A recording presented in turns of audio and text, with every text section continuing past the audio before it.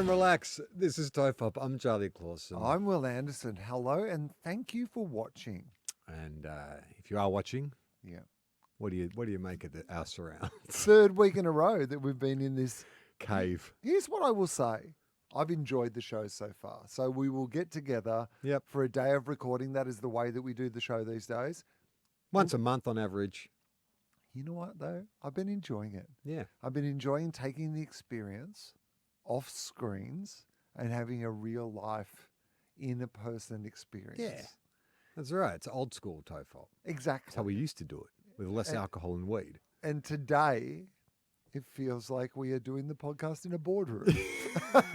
Overly lit boardroom, just very corporate. Yeah. Very corporate vibe. You know what the great thing is? Like, we hoped at one stage this would be a successful business, and now at least feels like we're in a movie about the future, and this is what the successful business looks like. Well, like when Homer brings out all his relatives to show Bart that Simpsons can be successil. And it's like, look at this guy, he looks rich. And he's like, no, I just play millionaires at parties. We'll settle That's for that. us. Yeah, we're surrounded by because there's a bunch of studios on this floor, and so we're surrounded by other podcasters. It's a very busy day today. Yeah. And you see where you are in the pecking order of the organisation. And we understand. Yeah, we're not complaining. We're just we're happy to have a seat at the table. We're happy to be included in the very order of ugly pecking. table. We don't get to peck anyone ourselves, but we enjoy being pecked. Yeah, that's and right. we're happy to be pecked and continue to be pecked. As you mentioned a few weeks ago, we are the Heritage Podcast. That's right. The OGs. We're just here as a kind of, like a chat, like a to start conversation, a conversation starter. That's what we are. I worked in TOFOP. Is that still going? I worked on a TV show once where when I got the job, generally the producers will bring you in, you'll have a bit of meeting, welcome to the show, they'll explain a bit about the show and blah, blah, blah. And so I met the executive producer of the show and the network and this other producer there. And then over the course of the next 6 months working on this show, I was like, I'd occasionally pop into the producer's office and I'd see there'd be the big producer and then there's this other producer, David, let's call him. And I was always like, oh, okay, what's David's role? Because I could sort of work out what the big producer did and I could work out what the network people did and then all the other kind of line producers and stuff I understood. But David was sort of like just in the office. And then one day someone said to me, yeah, David, like actually, he lost his job a while ago, but he's sort of he's part of the fabric of the company. And so they just found a role for him. Yeah. So he's on an income, but not producer. It's almost like it was an honorary position. Kind of just general vibes. General vibes. Like you work here, you work on the show. Like the goat that Black Caviar or whatever racehorse I was trying to think of right? the other day. What are they called? They're training a teaser. A teaser? No, a teaser donkey? No. Something like something that. Goat. Anyway, it's... But yeah, you'll have like a little friend. A little mate. It's like a sidewing in the middle area. They're going to draft his cousin to come to the Saints. Because he'll just... It's not about that other person's role by themselves. Yeah. Every Sherlock Holmes needs a Watson. That's right. To bring out the best in the Sherlock Holmes. And sometimes you need that. And if you can find yourself to be like a second banana, essentially, right? Like you can have a great career just being someone really talented. 100%. Second banana. Like, so you had the Rat Pack, right? You had Sammy Davis, Dean Martin, Frank Sinatra. And then there was another dude who no one remembers, Peter Lawler or something like that. But good L.A. Law. Good position to be in, right? Or in the Beatles. Lucy Lawless. Ringo. Yeah. Like Ringo was not the most talented. You weren't coming to see Ringo. Singo. Pretty happy Yep. to be. Or Black Eyed Peas. Black Eyed Peas. Will I Am and Fergie. They're your two figureheads. Then Taboo and Apple Diap. Get on my apps. Download my app. Like, they're just happy to be there, right? Happy to Apple be app. So who are we keeping? Who are we? Who are we teasing? Who are we? We should be a there's teaser. we're surrounded by stallions. Oh, can we not tease some stallions? Well, it's just like, I just noticed as I was walking to the studio just then, and it seemed appropriate because I just went to the bathroom just before we started recording, so I need to quickly run to the bathroom. And I don't know if you noticed this, but I realized too late. But one of the urinals, because they're all the separate ones, like the separate porcelain urinals, Yeah. it was sort of like it had some liquid in it already. And I didn't sort of think. And I used that urinal. But then when I hit flush, it started to overflow. And there was someone else in the bathroom with me. And I just started screaming, oh no, oh no, oh no, and backing away from the overflow. So, justice of the peace, I don't know if you need to let maintenance know or something, but one of the urinals is blocked. Ah. And as I stumbled out of the bathroom thinking that was gross and weird, I've come back in and I've just walked past like studio after studio filled with glamorous celebrity looking people. And then we go to the very back studio and there's Will. There's Will waiting for me. You know in what his black hoodie. the funny thing is, That's us. That's our show. We're the overflowing urinal of podcasts. I mean, it is like a red carpet outside Yeah. our studio today. I feel like we're at a pre-party for the Logies or something. If we needed to get a message to 2 million women right now, we could just by walking around and having a shout in. In fact, maybe that's what we should be doing. We should just be like befriending all these big podcasts. You know what? I tried that I know, a couple of did weeks not ago. work. It was Didn't know awful. who we were. We need context. Yeah. We need context clues.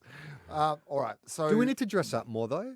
Like, I Well, know this we've is been what I was- talking about everyone relax Yeah. wear for a while. Maybe we need to fucking really go for that now. Well, here's what I was going to actually say is that in the so this building in particular, like they have a lot of sportsman podcasts, like AFL players and like Yep. that sort of thing.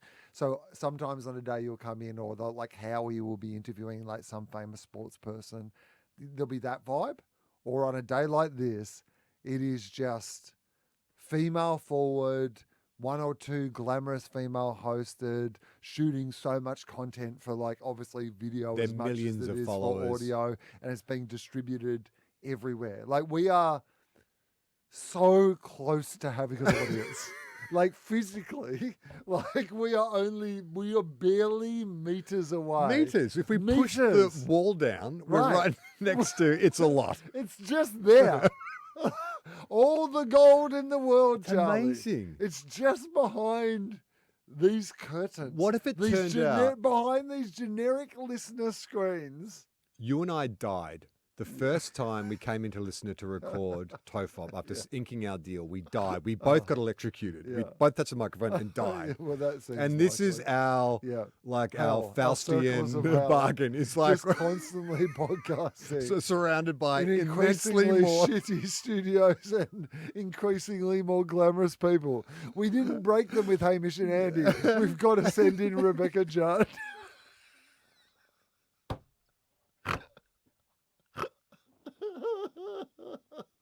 Like, can we strip their artwork?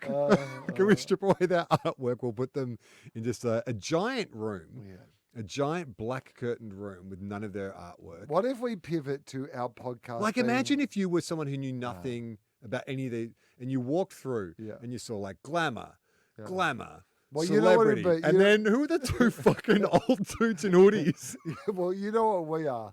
We're the punchline. Yeah, right. Like that's all that. So we are on a TV show where there's always like a funny answer. yeah, we're the Dwight from Right? The Office. Like which of these is a type of hammer you can get at Bunnings, and then like D is MC. Yeah, Right? Yeah. Like we're the funny answer. Yeah. So everyone's like, oh, so do you want to take what's in studio number one? And they're like, oh my God, these are these beautiful, intelligent women who are all incredibly, oh, I don't know. You know what?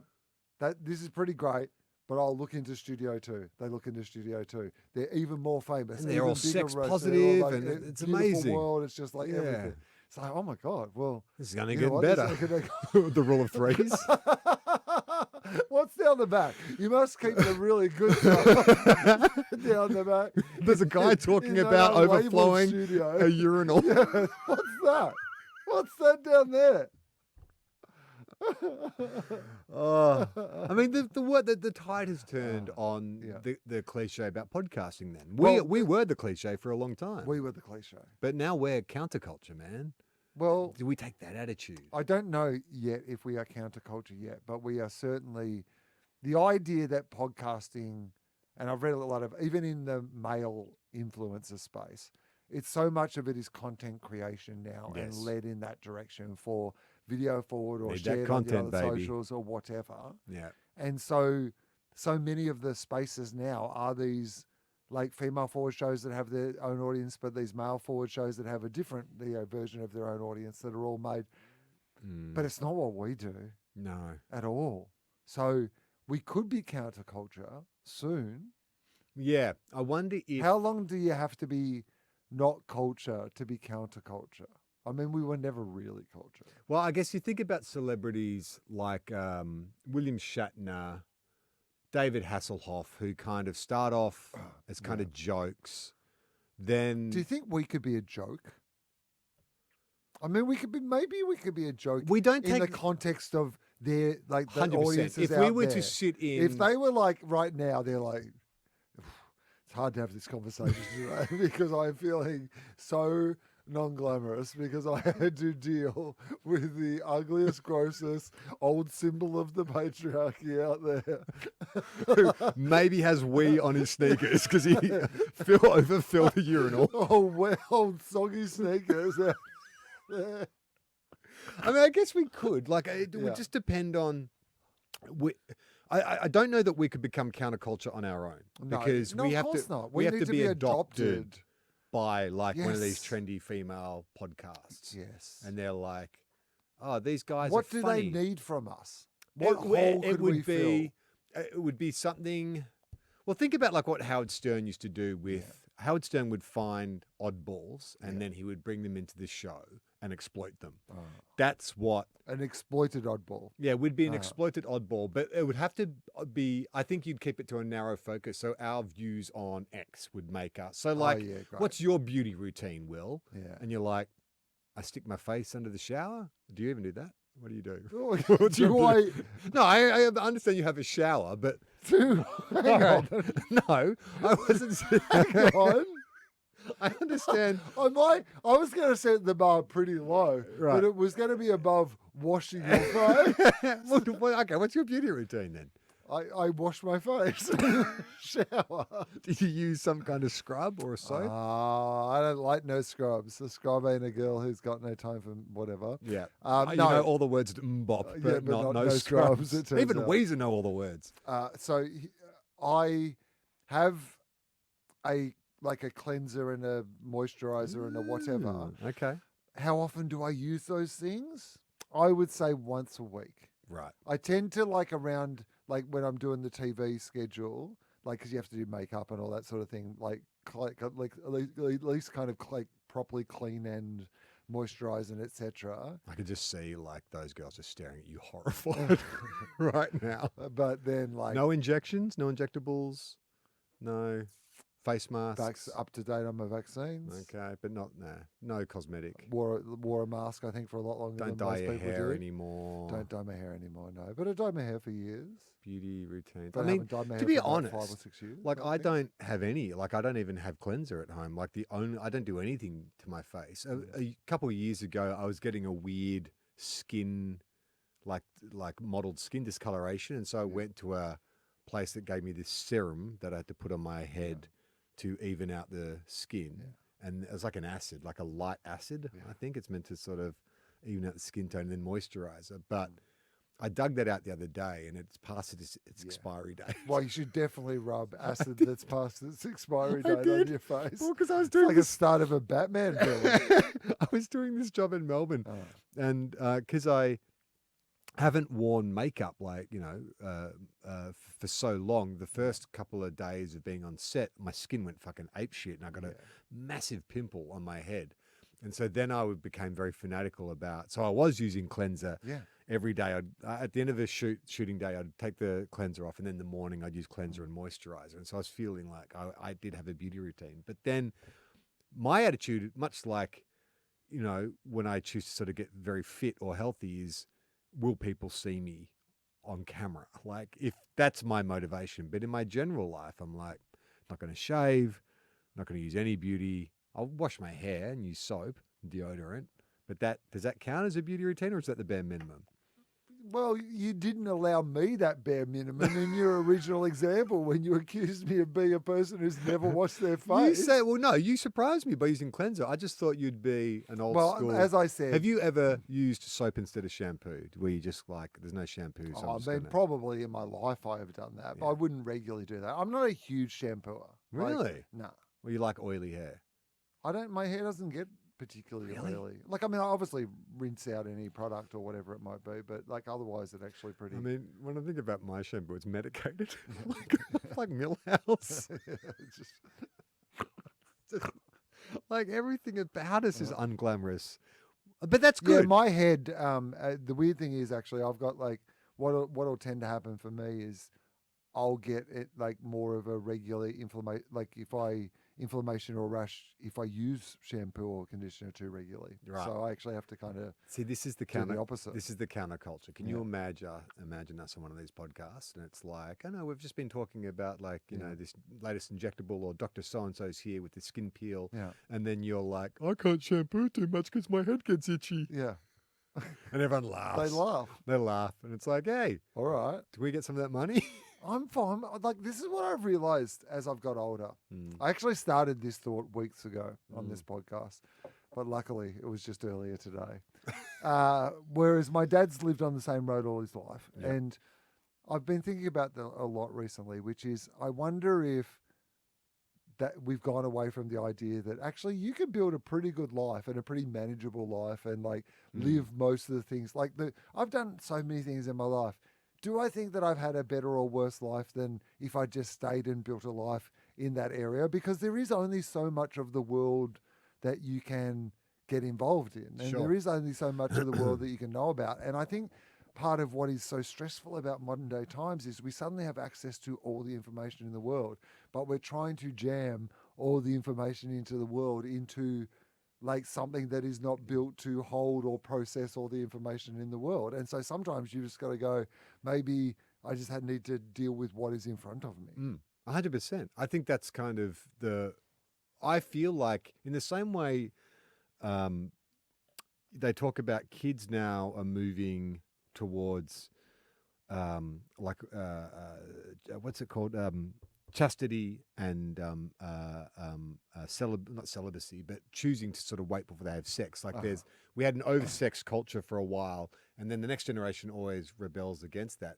I feel like there will be a rebellion against that over-connectiveness, that social media influence. I think it's part of the culture now and it'll always be there, but I reckon you're definitely going to see a movement towards younger people just disconnecting. They don't want a digital footprint. They want to get back to more tangible activities, community, that kind of stuff. I sort of see it around where I am. Like there is more happening up in like the Northern Rivers, like the regional centres, than I really ever took notice of in Sydney, because there's always something happening in Sydney, but it was always like a big event with like thousands of people.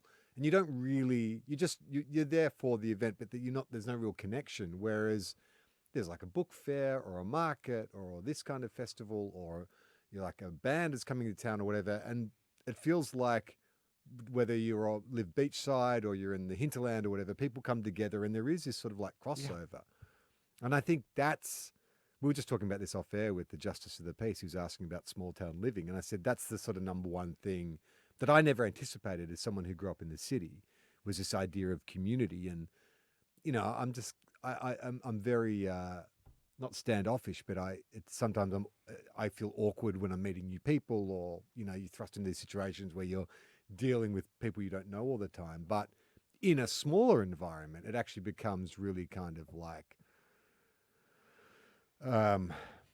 reassuring and comforting to know that you have this group of people that all have more or less the same kind of objectives. Okay, so then I'll take it a step further, this thought experiment, because I think that sometimes people,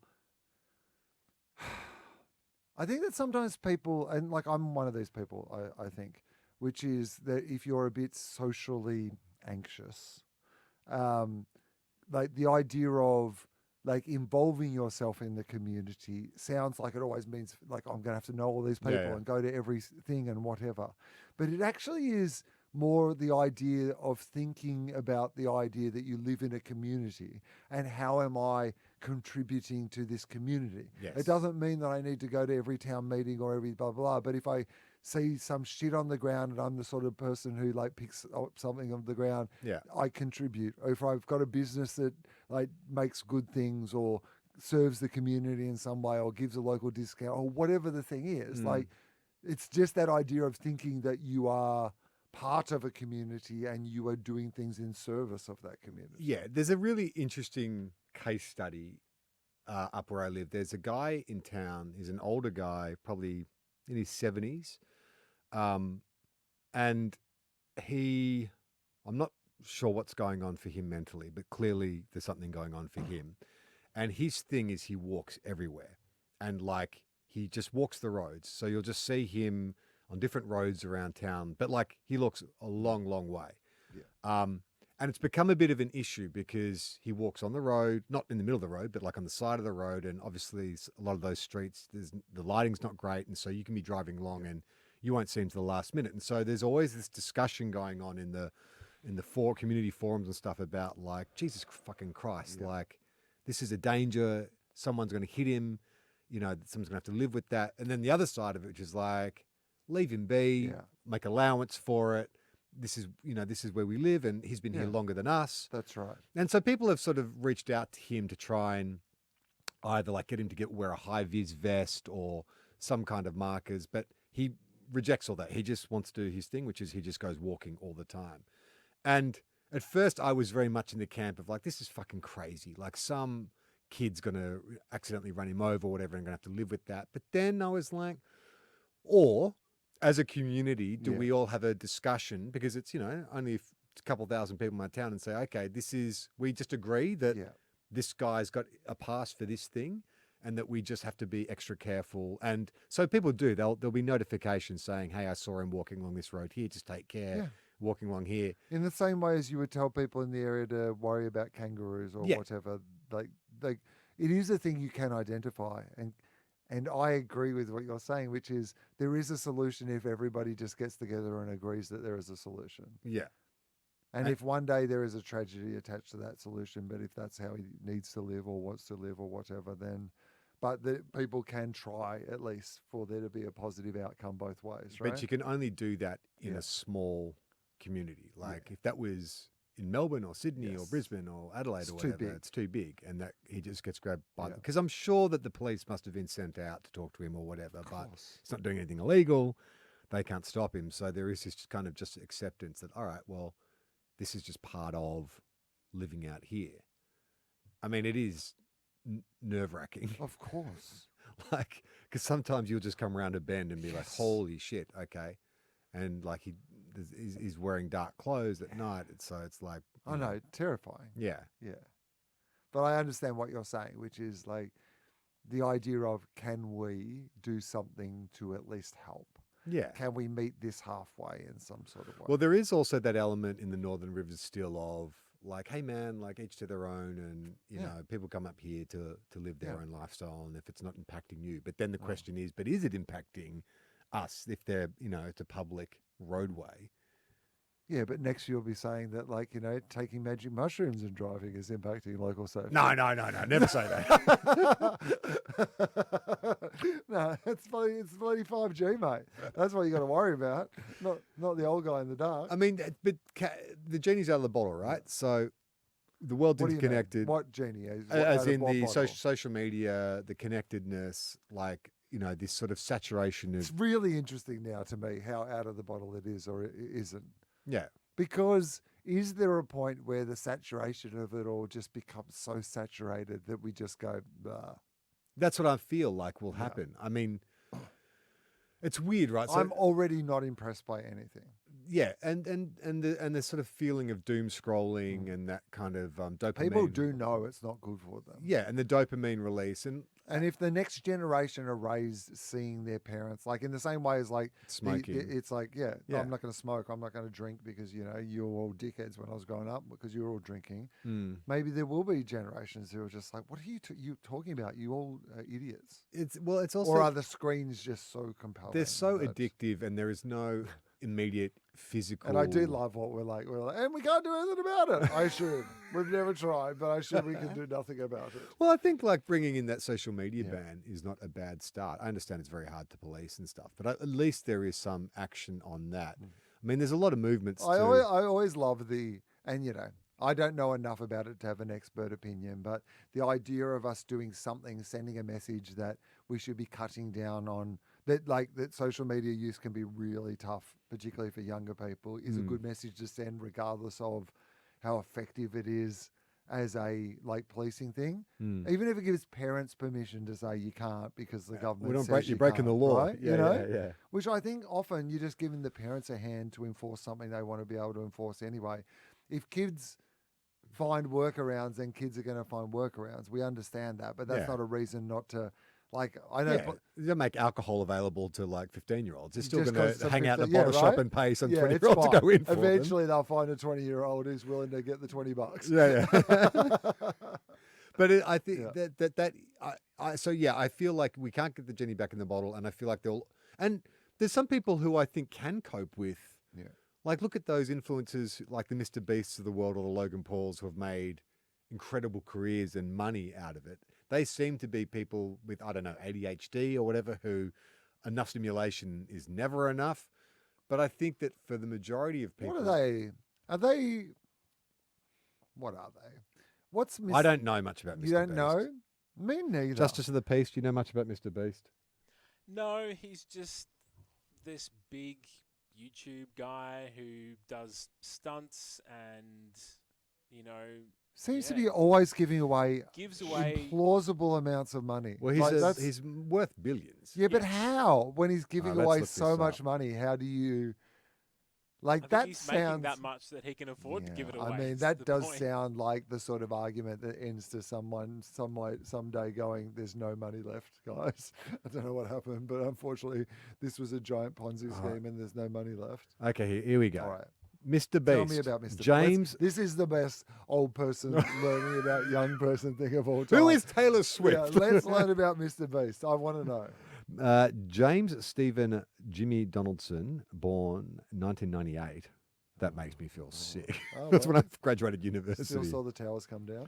Commonly known as Mr. Beast, is an American YouTuber, media personality, and businessman. His YouTube videos, which he often hosts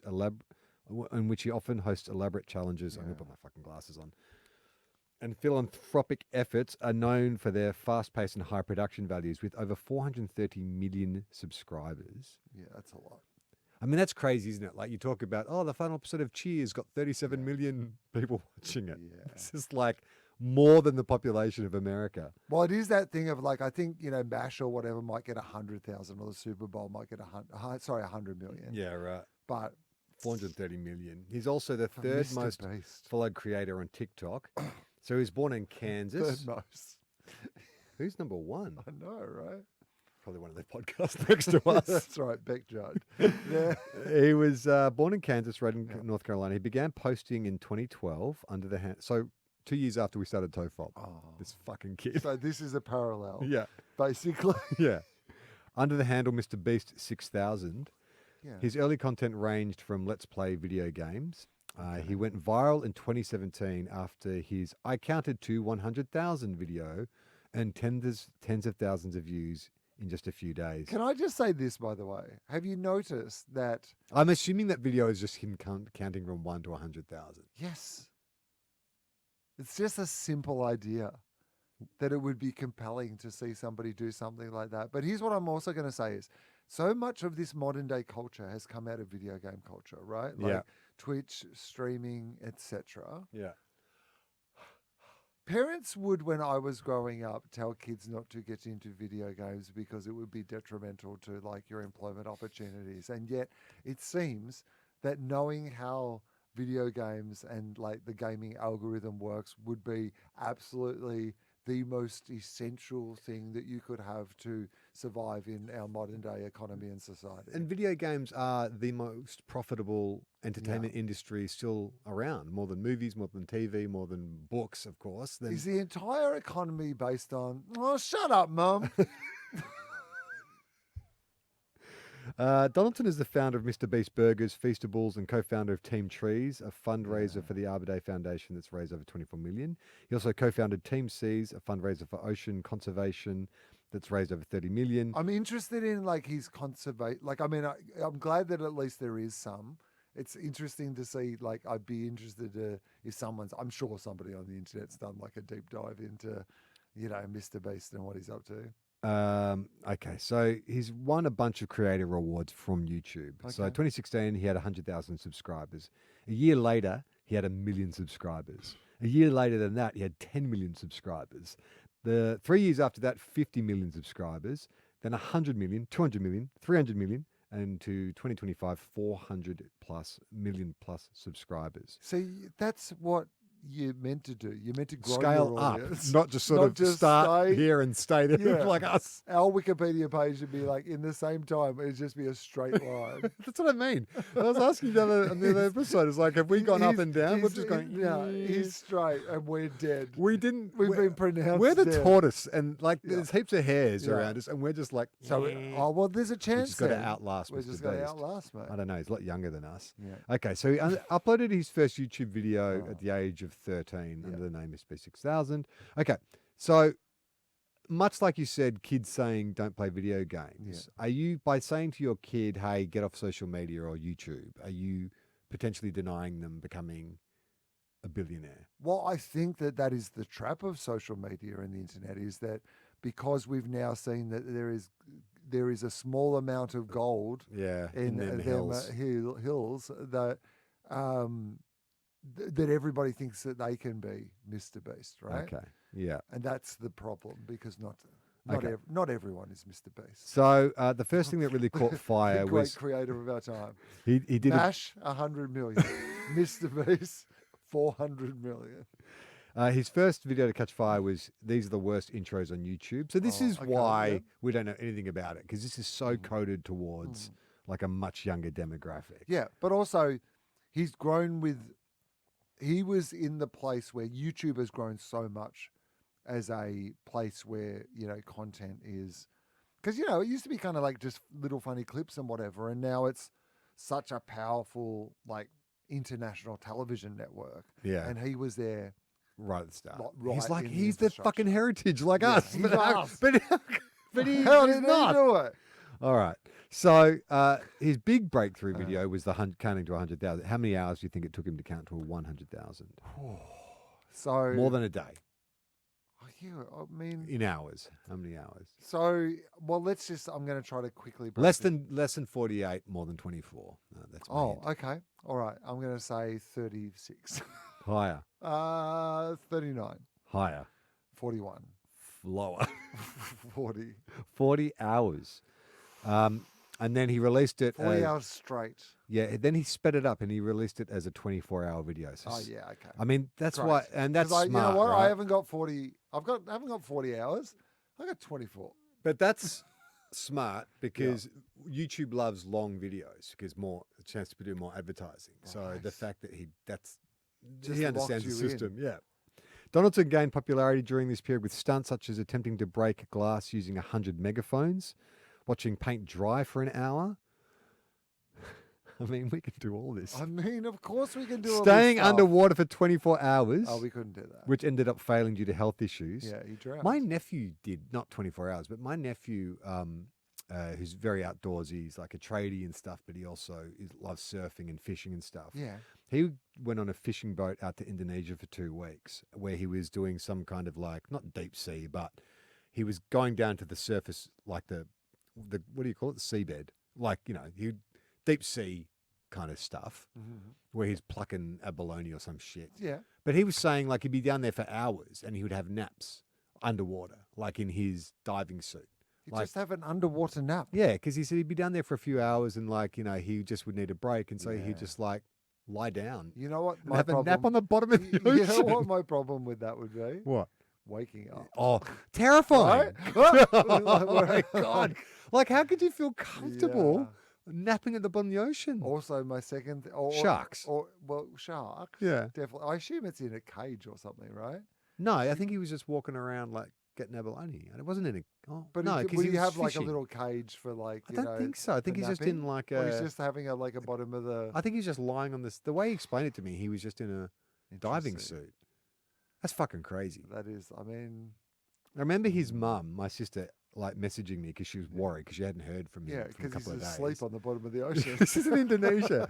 And then when she finally got in touch with him, she won't fucking believe what he's been doing. Yeah. Having naps. Ocean naps. Just having a little nap.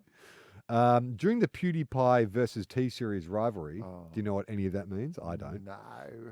Um, PewDiePie was a streamer, I reckon. that's right. of some It was a kind. competition to become the most streamed. Donaldson brought billboards and numerous television, radio advertisements to help PewDiePie beat the T-Series YouTube channel. Anyway, Okay. he was accused of using counterfeit money in his "I opened a free bank" video, published in 2019. He later explained that he used fake money to avoid participant safety concerns and that participants received real checks after the shoot. Oh, that makes sense. April 2020, he created a rock, paper, scissors competition. I mean, this is all simple shit, but Yeah, but it's about conning people into believing that it's interesting for them to watch. yeah, but Because like there is But some no, people, what's- but it's there are some rela- people if they just said, you know what I did? I counted to 100,000 and I videoed it. I'd be like, well, good luck with the rest of your life. well, no, this makes sense, right? Because it's a rock, paper, scissors Uh, competition that So what are we featured. doing? Rock paper scissors. So it's 32 Yeah. influencers competed against each Okay. other for a Yeah, grand right. prize of $250,000. all right. So that's what makes it interesting. Yes. Is it is a simple game with a high stakes prize with people that you recognize. So I think this is the secret to his success. Is it's all really simple things, but just with a big production values. Watching paint dry, counting to 100. This is shit that I feel like we do on this show, kind of, but we just didn't juice it up enough. Like we do Crack That Pack. We tried biscuits. If we did Crack That Pack, where the best biscuit of the year was awarded $100,000, and we got famous, we got all these podcasters around us to come in and try a biscuit. Then I'm starting to think we could be the next Mr. Beast. yeah, okay. TOFOP 3000. I mean, all right. Don't you think? That's what he's doing. Simple things with just big production. What is the most simple thing that we could do? Like, what's the most like like What's tossing what's a coin what sort of is there thing, is you there a know? recurring thing that we do on this show that's like that we could just like? What's the simplest thing that we do? That we could just go, we're going to do that, but with big production values? but for like $1 million. for $1 million. Yeah. Yeah. That's the problem. We don't have any regular segments or hooks or James, feel identifiable free things to that give us an are- idea, please. Nah, Watch can't think paint of a thing. dry. Maybe, Yeah. maybe you could try to bake the world's largest cookie. Oh, yeah, Ah, okay, that's that makes true. sense. What about the Yeah. world's smallest cookie? Just would be easier. That's all. World's largest cookie. cookie. I bet it's like. Let me. You look it up, and then I'll guess Okay. what the world's largest cookie. What do you think is. the top 10 Google searches for world's largest are? Penis? No. It's economies, island, desert, cruise ship, Oh yeah. country, Uh-huh. companies, dam, and population. Oh yeah. All right. That's weird. Penis didn't even make the top 10. No penis. You must have safe search on. Okay, world's largest cookie. Uh-huh. The world's largest cookie. How much Which do you is think? what I call my penis. So All right. What was the? How much did it weigh in pounds? I don't know what pounds are, Neither do but I. like I'm gonna say 160 pounds. 40,000 pound What? chocolate chip cookie. Oh, What was the I diameter? must not know what pounds are. The diameter in meters. The diameter in meters.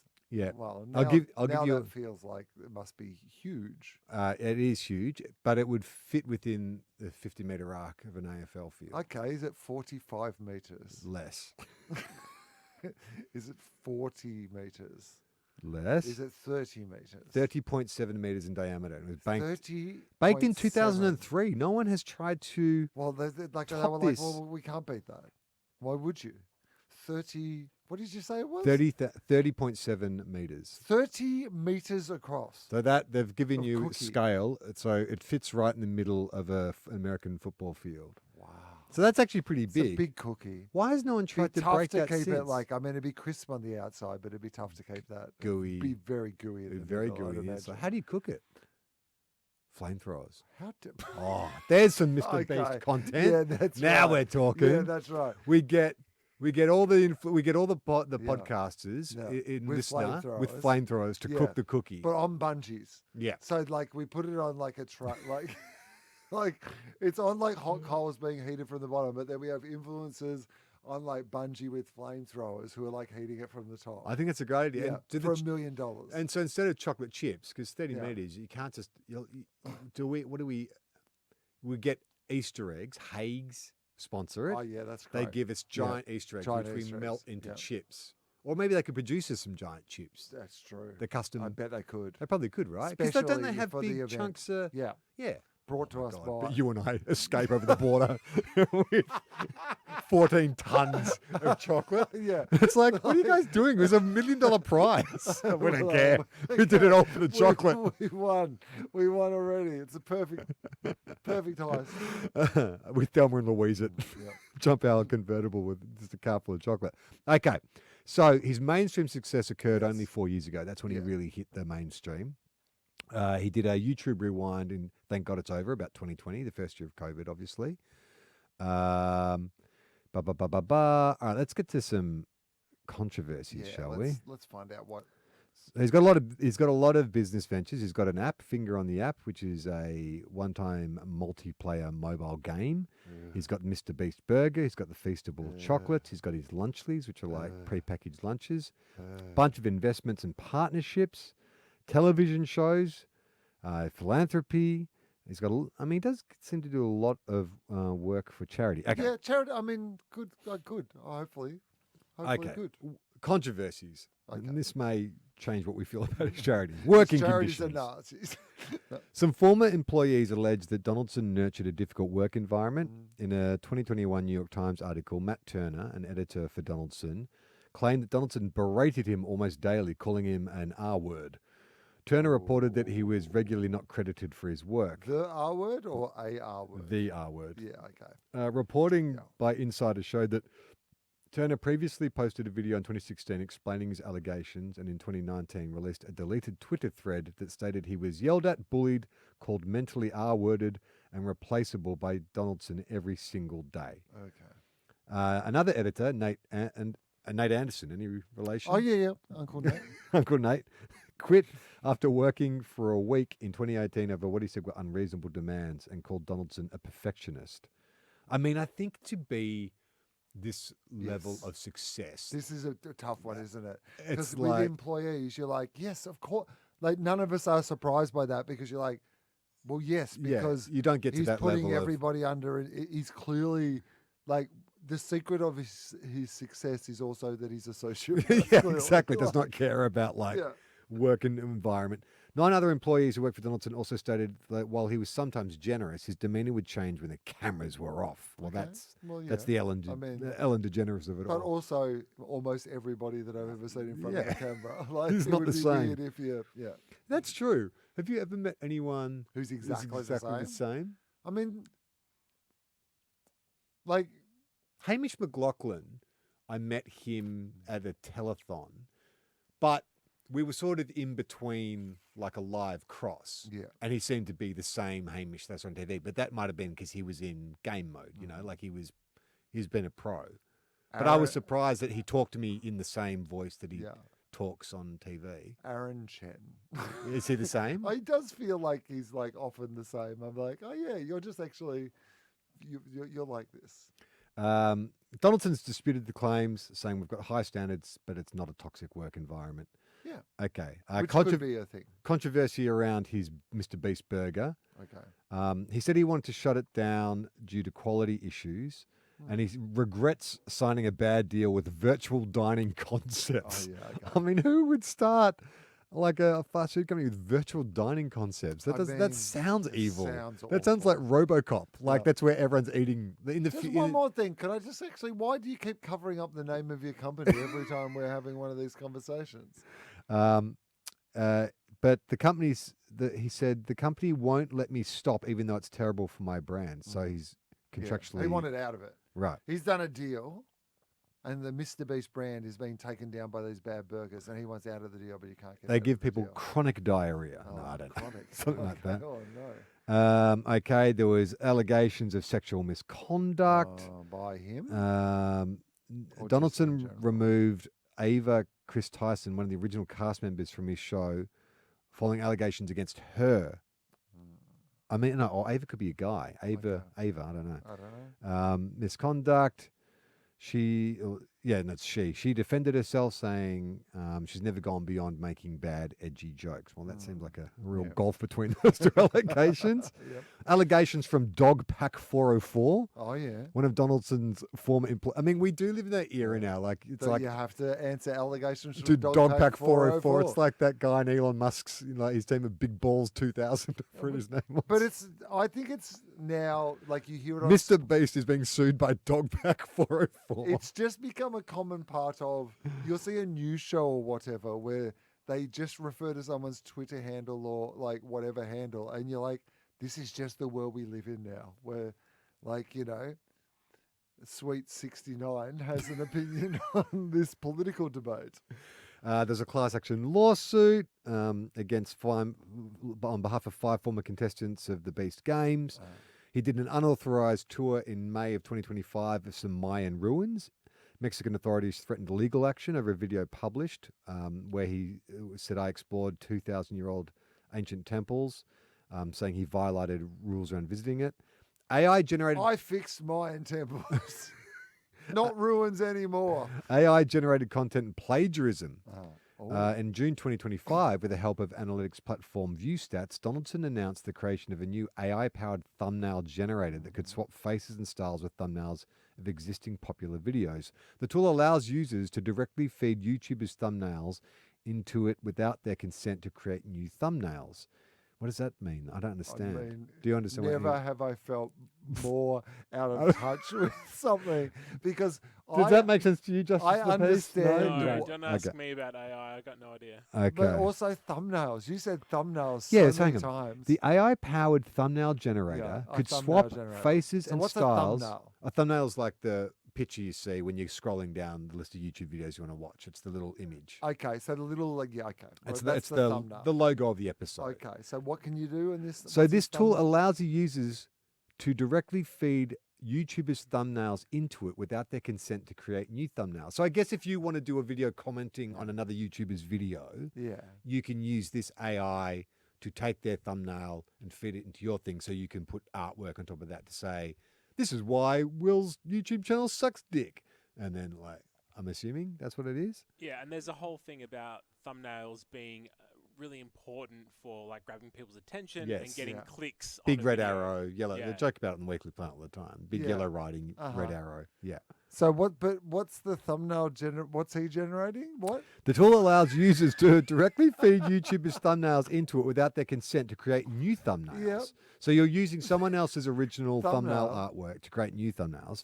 In the Yeah. showcase video released by Mr. Beast, Yeah. he shows how the AI works by searching for his YouTube channel Yeah. and feeding all of his content into it to generate a new thumbnail. So I don't understand why though. The tool works for any content creator on YouTube and would additionally prompt users with suggested channels to plagiarize content Oh from. yeah. Uh-huh. Users can also manually feed content created by others into the. So this is just what Oh, AI does in Yeah. general. Okay. It This just makes sense. it just sucks up other yeah. people's. Yeah. No, this all makes sense. You don't know what I'm talking about, do Of you? course not. The product was widely Got no condemned idea. by various YouTubers and artists who accused Mr. Beast of facilitating the Yeah. theft of their creative work and brand Yeah, identity. Mr. Beast. YouTube I don't understand it YouTuber either. Jack Skeptic Eye, Oh, yeah, okay. Jack Skeptic guy.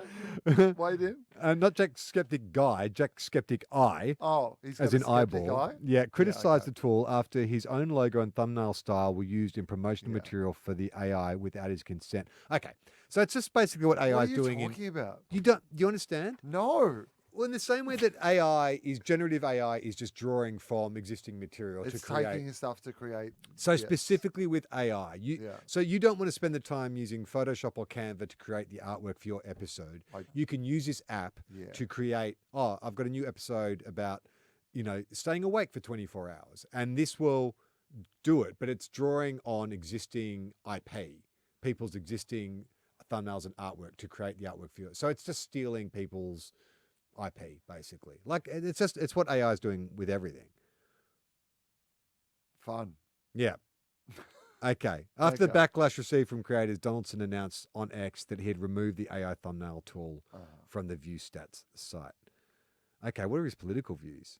He stated that he's apolitical because he wants to make as much money as possible. That's gross, though. Which would interview with his charity in these goal. times, to be apolitical is to make a political statement of your own. I have heard the Weekly Planet guys speculate about him running for president. Like, I know Yeah, I read comedically that too. riffing, but is there been articles? Yeah. I read about that as well. He said on Twitter, if we lower the age for president, I'll jump into the race. Because how old is he? 1998. So he turns 30. Going to be 35, right? Yeah. So how old is that he? right? He's 27. He's 27, yeah.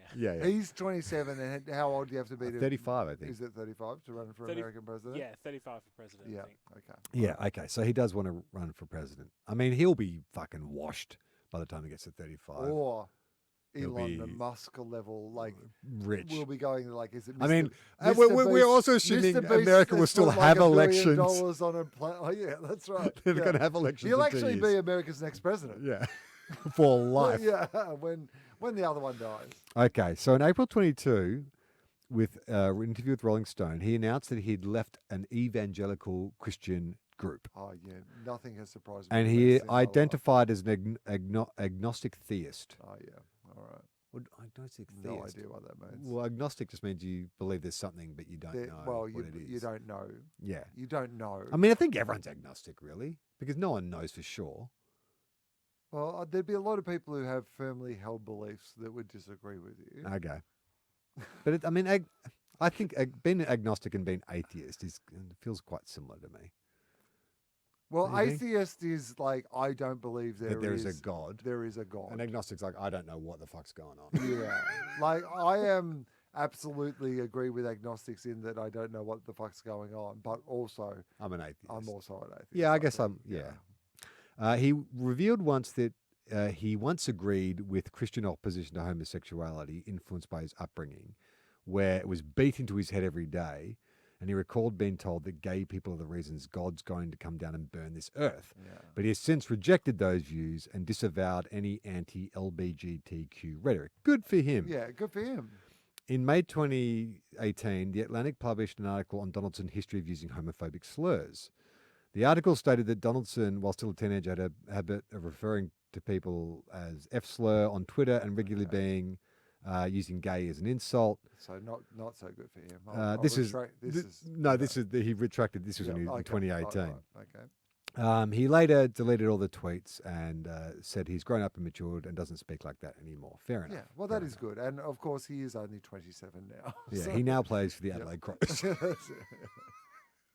Very niche joke about that. So there you go. I don't know anything more about Mr. Beast Okay, interesting. or what Mr. Beast does. No, that's fine. Do you That's feel any enough. clued in? Let's do a bit of mail, just one bit of mailbag thing, Okay. and then we're gonna crack that pack. This Okay. relates to a few weeks ago. You talked about getting your eyes checked. Oh, and it's funny too because I kept laughing and going on about like Bailey Nelson being like some zhuzhy fancy sunglasses place because I go to Specsavers, but I've since been informed that Bailey Nelson is not. There's much zhuzhier than Bailey Oh, yes. Nelson. I didn't know that. Absolutely. So you talked about your optometrist and Yeah. him talking about how you could fly a plane and all Yes. that kind of stuff. Well, we have a letter here from your optometrist. Yeah, I mean, I do know this because you did Oh, I thought you message might have me. forget. You messaged me and said, no, I remember because I was worried that because I still hadn't picked up my glasses. So I was Right, like, it's oh no. just snapped in two when I you was get like, it. oh dear God. Hi, Will. Connor here, your optometrist. Thanks for your review. I'm glad you had a great experience with me. I mean, I did. A member of the Bailey Nelson team tipped me off to have a listen to your recent Oh, yeah, podcast. Don't you okay. hate that? Yeah. I often think that like no one listens to our show, and then you find out that someone like at my daughter's primary school Oh, yeah, listens to the listens. Yeah, podcast, and that's I'm like, right. oh shit, and is probably listening to this right now. Yeah, I forget when we're just here talking about stuff that it goes out into the world and People that listen. somebody might eventually not necessarily hear it themselves, but it would be passed on to them. Yeah.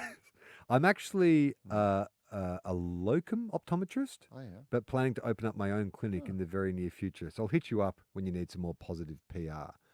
It's funny, I know exactly who you are, but it never clicked on me when I tested you.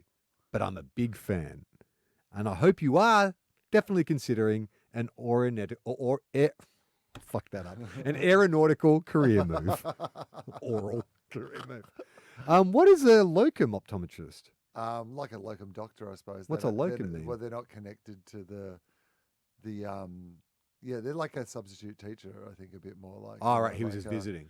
Well, I think they He's just doing, don't have a home doing 3 base. shows, one weekend It's only. just like, yeah, Yeah, right. just in town doing some sets, looking for their own place. Haven't set up shop yet. Yeah, right. So that's nice. Anyway, he did a great job, It's good.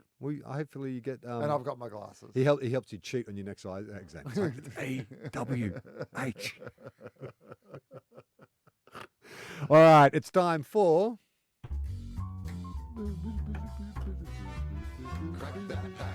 Ever since the Justice of the Peace has taken over the tools, yeah. we've gotten a lot better with that sting. Mike was always terrible at it. Mike is a beautiful man with a range of skills, Yeah.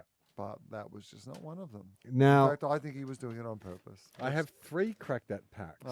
3. So Uh-huh. we teased the yo-yo from Yep. the old school bakery Yeah, yeah. last week, So- which is still an option. Yep.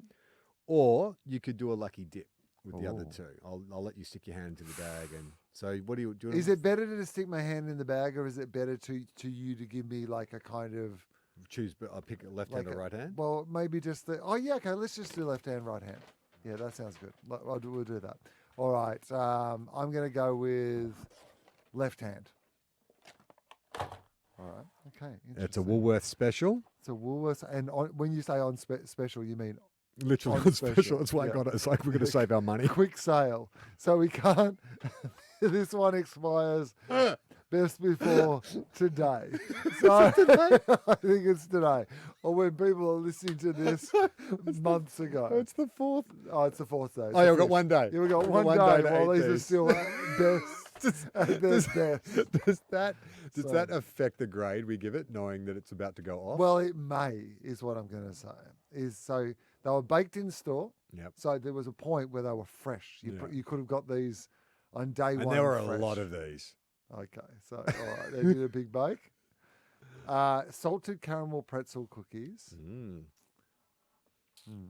I like sweet and salty. I Yeah. like pretzels. I don't mind the idea of a pretzel. and I a don't cookie. mind the Woolworths baked in store range. Their oat and raisin, I think, is one of the best going around. But you know what? Oh, no, it's very gooey. Oh, Already, okay, texture-wise. Charlie's already disappointed about the texture. Now, this might be because these are, one day from their expiry date. Maybe the texture isn't as good as it originally was. But, I don't think this is going to be. Charlie. Not bad. Oh, okay. Not bad. All right. Do you want to add that laugh? Yeah, or- all right. Yeah. Not bad, but it's a bit too sweet for me. I should have realized. This is like, there's that trend with cookies now that they're really, lumpy. I don't know what they're called, but they look like, they're very chunky and gooey on the inside. That's very much in this vein. It's super sweet dough with the caramel. I haven't managed to hit any pretzel yet, so I've got none of the saltiness. I think that maybe if I was really medicated, this might be a wonderful treat. But as it stands now, it's too sweet for me. Yeah. Too much caramel and too sweet. Although I'm going to take another bite and see if I can get some pretzel. Do you have anything to say? I got pretzel, so I want you to get some pretzel just so that you can see what the difference is with the pretzel.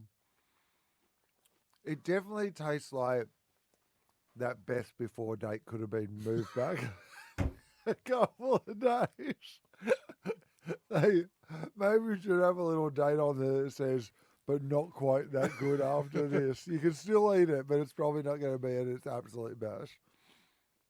I don't mind it. I think fresh. I think this might have been a much nicer. If the pretzel wasn't The pretzel is very stale, and it'd be hard to know if that's just because it's been sitting there for a few days, or it's because that's how it is when it comes out. But that is good. That's a good munchy cookie.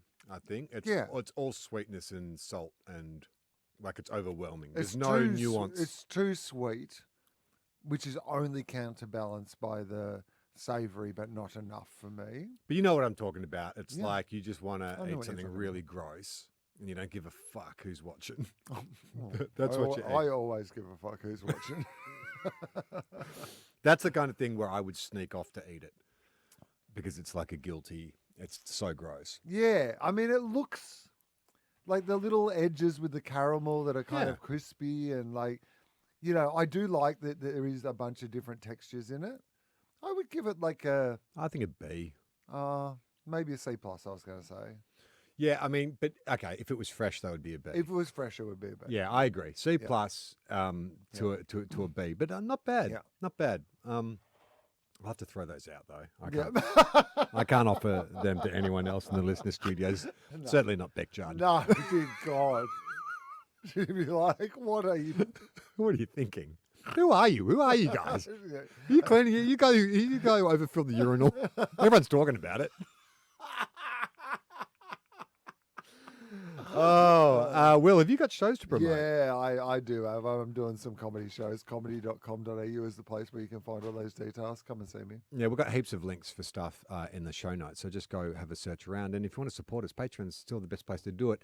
Hey, we are running exclusive HamoFops on Patreon right now. It's true. So there's 2 have gone up already, and I think we have 1 more to go. So if you want to get those early, the best way to do that is to sign up to our Patreon. Plus, there's heaps of great bonus content. I'm going to start doing the Friday live streams again. I haven't done them in a while because I've been working and away and stuff, but now I'm back home. So you should tune in for that because it's always a good time. But the only way you'll know about it is if you sign up to our Patreon. And that is TOFOP for this week. I'm Charlie Clausen. I'm Will Anderson.